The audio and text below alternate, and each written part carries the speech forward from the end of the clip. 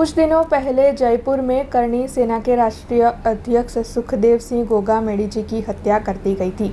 इस मामले के चलते क्षत्रिय राजपूत समुदाय में भारी रोष देखने मिल रहा है।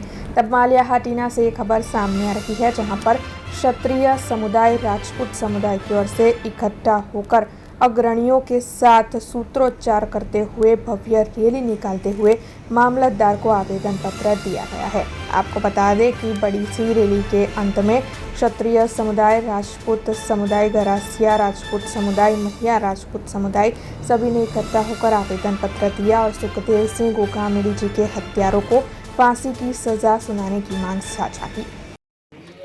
मारू नाम जणकात कल्पेशभाई, हूँ माड़िया तालुकाना वीरडी गामनो निवासी छूँ। तारीख 5/12/2023 रोज श्री जयपुर खाते गोगामेडी साहेबનું જે કરુણ મર્ડર કરવામાં આવ્યું તે બદલ માળિયા તાલુકાના અને સમગ્ર ભારતના રાજપૂત સમાજ તેમને ફાંસીની સજા માંગ કરે એવી અમારી અપીલ છે।